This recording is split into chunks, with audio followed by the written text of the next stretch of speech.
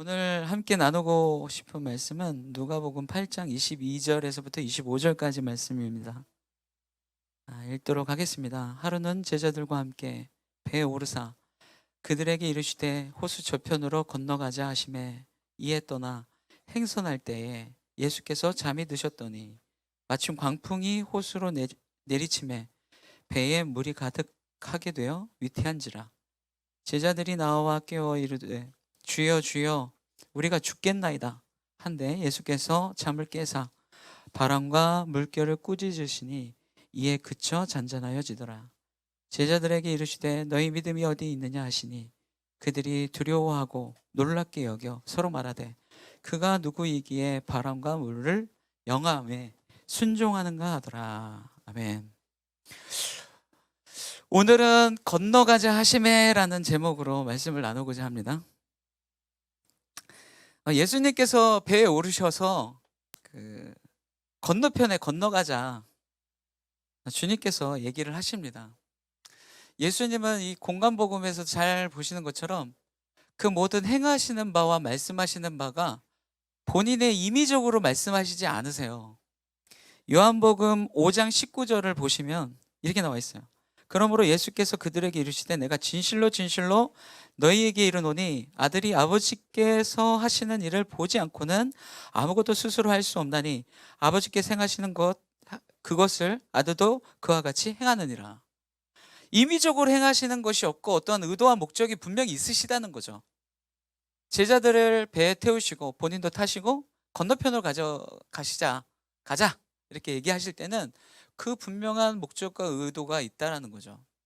근데 이후의 상황을 우리가 잘 압니다. 광풍을 만나게 되죠. 그래서 일어나는 모든 일련의 과정 또한 주님의 그런 목적과 이유에 부합된 그 어떤 것이라는 거죠. 그냥 우연히 우리가 속된 표현으로 재수가 없어서 지나가다 보니까 광풍을 만났네 이게 아니라 그 광풍 또한 하나님의 목적과 의도 안에서 계획된 하나님의 큰 손 안에 있는 하나님의 뜻이 담겨 있는 어떤 것이지 않을까라고 생각돼 해볼 수 있다는 거죠. 그래서 우리가 오늘 읽었던 이 본문의 내용들을 한번 같이 보면서 이것을 통해서 얻게 되는 중요한 통찰을 좀 얻게 되는 시간 되었으면 좋겠습니다. 거기서 깨닫게 되는 중요한 통찰 중에 하나는 무엇이냐면 예수님이 명하신 길을 가는 과정에서도 광풍을 만날 수 있다는 거죠. 예수님 만나면 우리는 행복, 불행 끝 행복 시작 이렇게 생각하잖아요. 근데 저는 진짜 많이 들었던 교회를 떠나갔던 많은 수많은 사람들의 이유를 많이 들었던 중에 가장 큰 퍼센트를 차지하는 그 내용이 뭐였냐면 예수님 믿으면 행복해진다며, 예수님 믿으면 모든 게 잘 형통하다며. 근데 삶에 부딪히는 어려움들이 있고 그 어려움 가운데 그들은 생각하는 거죠. 내가 속았구나. 이렇게 생각한다는 거죠. 분명히 보면 오늘 본문에도 누가 가자고 한 게 아니라 예수님이 가자고 했으니까 그러면 예수님이 의도가 있으신 거죠. 의도가 있으신데 예수님이 가자고 한 길을 동행했을 것뿐인데 광풍을 만나게 된다는 거죠. 여러분 어떻게 생각하세요? 예수님이 제시했어. 우리 저기 가자. 근데 어려움을 겪어.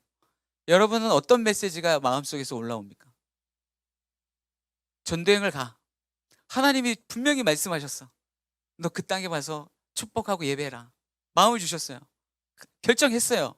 가는데 재정이 안 채워지네. 그리고 멤버들은 싸우고 난리가 나네요. 어떻게 하실 거예요? 누가 또 아파서 못 가게 되는 일도 생기고.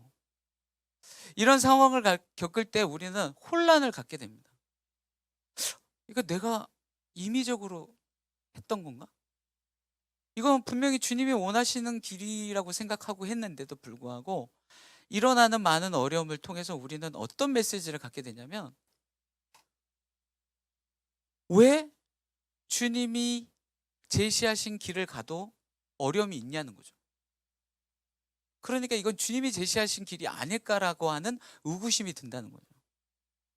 근데 오늘 본문에서 알 수 있는 것처럼 예수님이 분명히 제시하셨고 그 길을 감에도 불구하고 광풍이 일어났다는 것을 통해서 우리는 중요한 깨달음을 얻게 돼요. 예수님이 제시한 길을 갈 때라도 고난이 있을 수 있고 어려움이 있을 수 있다는 거죠. 오늘 한 간사님하고 이제 이야기하면서 그런 얘기를 했어요.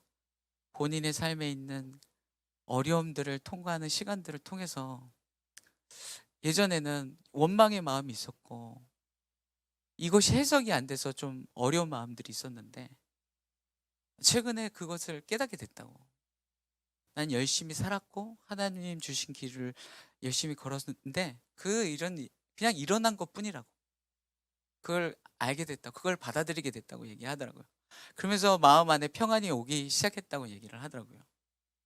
사랑하는 여러분, 예수님이 제시하는 그 길을 가더라도 고난과 광풍이 있을 수 있습니다. 또 분명한 것은 예수님이 함께 하심에도, 그 배에 함께 하셨잖아요. 함께 하심에도 광풍이 불 수 있다는 거예요. 예, 이렇게 사람들 이제 상담하고 치유하는 상황 안에서 많이 이제 있어 봤는데, 특별히 사람들, 그러니까 믿음의 사람들에게 있어서 또 가장 큰 상처가 뭐냐면 자신에게 일어난 이 끔찍한 일에 왜 예수님은 없으셨냐는 거예요. 왜 하나님은 함께 하시지 않았냐는 거예요. 그 메시지가 그 사람에게 굉장히 큰 상처가 되고 그 상처는 결국 삶의 어떠한 열매로 나타나고 어려움을 주고 있는 거죠. 핵심은 그거예요. 왜 이런 일이 일어나냐는 거예요. 임마누엘 하나님, 예수 그리스도잖아요. 우리 함께 하시기 위해서 이 땅에 오셨잖아요. 그리고 예수님을 우리가 모셔드림으로 우리 함께 계신다면서요. 함께 계시는데 왜 나한테 이런 끔찍한 일이 일어났냐고요. 근데 이 본문에 보는 것처럼 우리는 알 수 있는 게 뭐냐면 예수님이 함께 하심에도 광풍을 맞을 수 있다는 거죠. 그 이유는 이후에 좀 알아보도록 하죠. 그러니까 우리가 그런 전제를 좀 가지고 있어야 될 것 같아요. 주님이 제시한 길을 걷는다 할지라도 광풍이 있을 수 있다. 그리고 예수님이 나와 늘 함께 하시지만 내게 어려움이 올 수 있다 라는 거죠.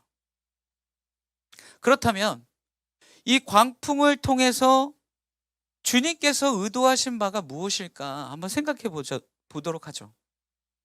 여러분, 여기 23절에 이렇게 얘기하고 있습니다. 행선하실 때 예수께서 잠이 드셨더니 마치 광풍이 호수를 내리치며 배에 물이 가득하게 되어 위태한지라 제자들이 나와 깨워 이르되 주여 주여 우리가 죽겠나이다. 그 주님께서 우리에게 이 어려움, 주님과 함께 하심에도 불구하고 우리에게 이러한 어려움이 닥치는 그 의도가 무엇일까? 생각해 볼 수 있는 첫 번째 것은 그건 무엇이냐면 자신의 한계를 알도록 하기 위한 하나님의 계획이라는 거죠. 여러분 잘 아시는 것처럼 제자들은 어부예요. 평생 물고기를 잡았고 갈릴리를 그냥 눈 감고도 아마 다닐 수 있을 정도로 그 어로라고 하죠. 물이 이렇게 물고기가 어디로 다니는지 알고 그 물이 들어올 때나 나갈 때 언제쯤이면 파도가 이제 거칠지 이런 걸 다 아는 사람들이라는 거죠. 그리고 그것들을 견디며 살아왔던 직업군의 사람들인 거죠.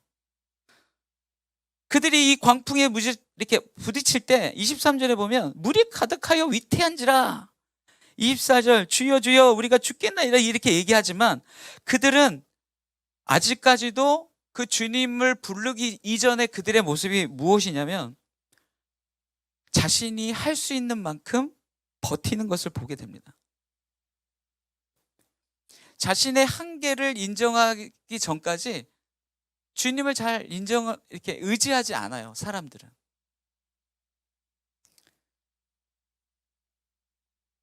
광풍이 오자 예수님은 잠드셨고 제자들은 나와 그 배에 물이 가득하여 위태한 지경까지 이르렀는데 그 제자들은 가만히 있었겠냐고요.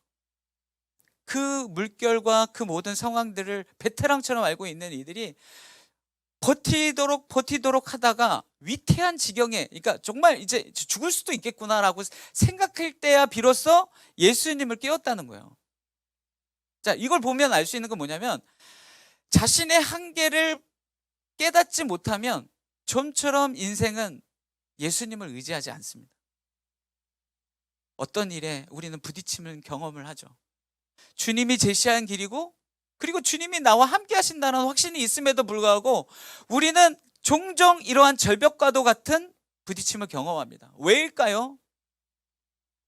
주님이 우리를 막 낙담케 하시려고 하는 이유일까요? 아니요. 그 베테랑인 어부인 제자들이 정말 죽을 것 같으니까 예수님을 깨운 거예요. 그 전까지는 자기가 할 수 있는 경험, 자기가 할 수 있는 기술을 총동원해서 이 부분들을 해결해 보려고 했던 거죠. 때로는 우리의 삶 가운데 부딪히는 많은 어려움들과 고난들이라고 하는 일들을 겪을 때 우리는 실망하게 되고 낙담하게 되고 어려움을 경험합니다. 그 중에 가장 크게 핵심적으로 자리 잡는 건 뭐냐면 내가 이거밖에 안 되는구나. 내가 믿음이 없구나. 나는 진짜 믿음 충만한 사람인 줄 알았는데 진짜 없구나. 난 사랑이 많은 사람인 줄 알았는데 난 사랑이 없는 사람이었네. DTS를 섬길 때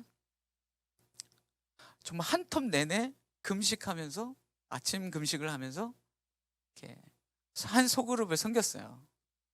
근데 그 소그룹에서 가장 많은 일들이 일어났어요. 그리고 어떻게 보면 수모를 겪었어요. 저는 학생들이 막 저를 잡아 죽일 듯이 막 이거 뭐지 막 열받는 거죠. 열받는 거지. 내가 왜 이런 대우를 받아야 되는지 화가 나는 거죠. 그때 당시는 정신이 안 차려지고 화만 났는데 돌아서 그때의 시간들을 돌아봤을 때 내가 자기 의로 이 친구들을 섬겼구나. 내가 기도한 게 내가 너희들 기도하고 있구나. 내가 너희들을 위해서 기도하는 정말 좋은 어떤 사역자야. 이걸 내가 이런 거에 중심이 있었구나. 정말 중요한 사랑은 없었구나.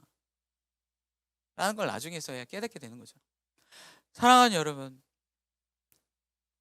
주님이 제시한 길을 걸음에도 또 주님께서 함께 하심에도 불구하고 어려움이 일어나는 이유는 다른 어떤 이유보다 먼저는 주님께서 우리의 한계를 알게끔 하시기 위해서입니다. 그것은 우리를 비참하게 내버려 두시기 위해서가 아니라 그 비참함을 예수님으로 인하여 극복할 수 있도록 하시기 위한 하나님의 선한 계획이라는 거죠. 우리가 또 알 수 있는 두 번째 의도는 무엇입니까? 하나님을 알도록 하기 위한 거예요. 뭐냐면 제자들이 이렇게 얘기해요. 꾸짖으셨어요. 예수님이 일어나셔서 꾸짖으셨어. 그 광풍과 바람과 물결을 꾸짖으시니 잔잔해진 거예요. 이 제자들이 이렇게 해요. 그가 누구이기에 바람과 물을 명함에 순종하는가? 이렇게 얘기하는 거예요. 자, 제자들이 뭘 한 거죠? 천지 만물을 다스리시는 하나님 아버지를 만난 거 아닐까요?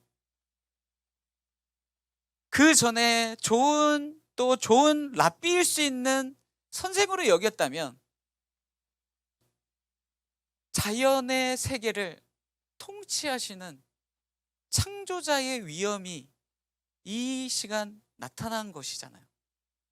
그러면 제자들은 무엇을 알게 된 거예요? 내가 따르는 예수님이 이 천지 만물을 주관하시는 창조주 하나님이시구나 알게 되는 거예요. 사랑하는 여러분, 우리에게 부딪히는 많은 일들이 이 오늘의 본문은 짧은 시간이 얼마만의 시간이 걸렸는지는 알 수 없지만 그렇게 긴 시간은 아닌 것 같아요. 하루를 넘어가는 시간은 아닌 것 같아요. 분명한 것은 이 짧은 기간이니까 이것은 그래 하나님을 아는 과정이고 그래 이거 의미가 있다라고 생각하지만 우리의 인생에 좀 더 확장된 그림으로 봤을 때 긴 어려움이 있을 때 우리는 우리의 신앙을 놓칠 수도 있을 만큼 위태로운 상황이 있을 수 있다는 거죠. 근데 이것을 보면서 우리는 알 수 있는 건 뭐냐면 결국 하나님을 알게 하기 위한 도구에 지나지 않는 거예요. 이 고난이나 이 어려움이나 이런 고통들은 그것은 사실이고 일어날 수 있는 일이지만 그것이 끝이 아니라 그것을 통해서 주님은 무엇을 우리에게 주시고자 하냐면 당신을 알 수 있는 기회를 우리에게 주신다는 거죠.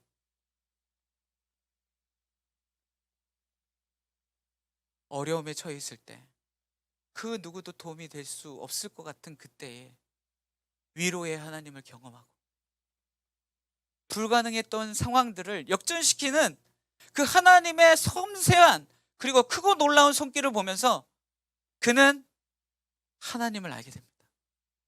주님은 나를 돌아보시는 하나님이시다. 주님은 나를 기도를 내 이 신음하는 소리를 들어 응답하시는 하나님이시다.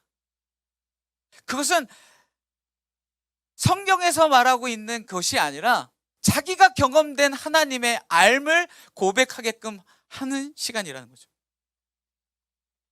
사랑하는 여러분, 하나님을 더 깊이 만나는 상황이 아이러니하게도 우리가 가장 고통스러울 때, 가장 절망에 빠질 수 있을 그때라고 여러분 생각해 보지 않으시겠습니까?